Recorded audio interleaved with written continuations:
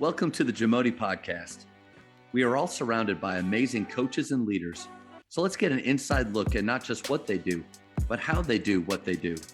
After all, becoming the best versions of ourselves is JAMODI, just a matter of doing it. I want to ask you, after such an amazing career, I think a challenge for many coaches is balancing all the time that we spend in the gym and our passion for the game, but also remembering our family at home and wanting to give them the time that they deserve as well. How did you balance that in your career? It's really hard. It is really hard. And I think every single coach would tell you that is one of the hardest things, because if you're in coaching, you're highly competitive. You're living in a highly competitive, highly visible world. It's personal. So that means, okay, work, right? Never end, never stop.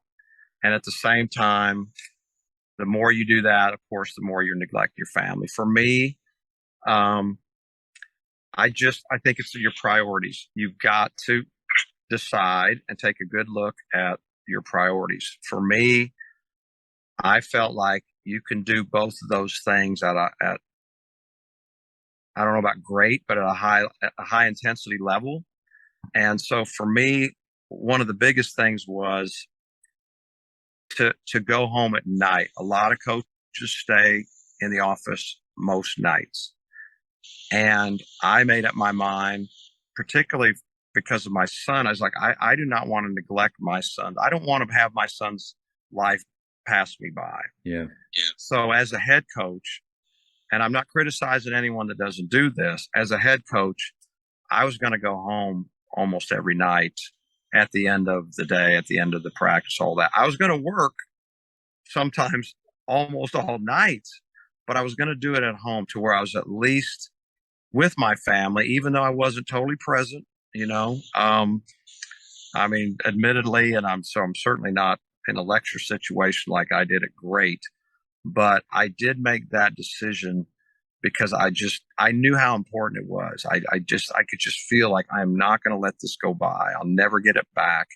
And so that was a big thing. The other big thing that I decided was every single day that I was in town and not out of town, on a game or recruiting or whatever, that I would take my son to school. And that was some of my favorite. If you look over, it's not 12 years because he starts driving, but whatever it is before he starts driving, that's a lot of years. And that's a lot of, 12 to 20, whatever, 15 minutes.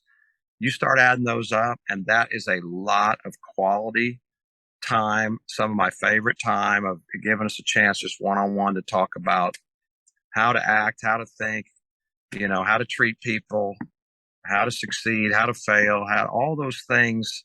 And I love those times. So that's how I handle it. I'm going to come home and I'm going to take my son to school every single day. And I loved all of that. But having said that, being a college coach is not set up well to having great balance in your life. It's just not. Thank you so much for that reminder, because that something as simple as taking your son to school, those are moments that I think sometimes we take for granted.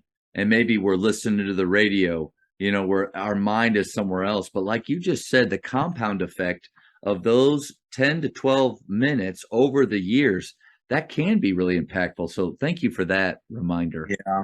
But let me say this, because I don't want to act.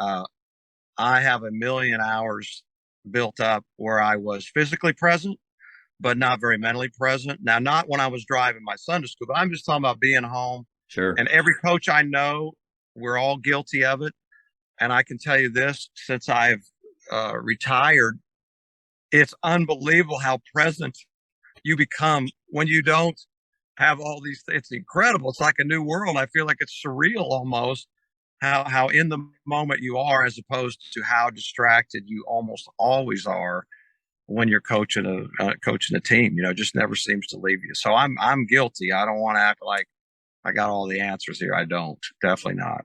With your assistant coaches, if you saw them wanting to stay late, grind, as people say it, do those things, were you ever a presence for them, trying to maybe remind them to keep the main thing the main thing. Yes.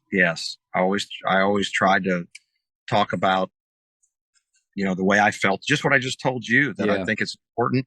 And I'm going to trust you to go home and work. I'm not telling you to go home and eat and watch TV and sit around and, go to the swimming pool. I hope you're working like I'm working, but I think you got to be with your family. I don't think it's fair to let that time go by. So I hope they did. We always encouraged the kids coming up. We even had, kids in our drills sometimes, even young ones, just get here, be part of, make it feel as many hours as you can, be with them, whether it's here, whether it's home. So we tried to do that. I hope we did a good job. I don't know. You'd have to ask them, but I hope that I did, because it's always been important. And I always tried to tell them, guys, it goes fast. Don't neglect it. It's incredible. It's the best thing you've ever done is to have children. And I know this is important. So I hope I did. But again, I was distracted, too, and not present part of the time too. And, worried about a million things. I'm sure you did a better job than you realize. Just like in playing, just like with players, sometimes they don't tell us all the positive things.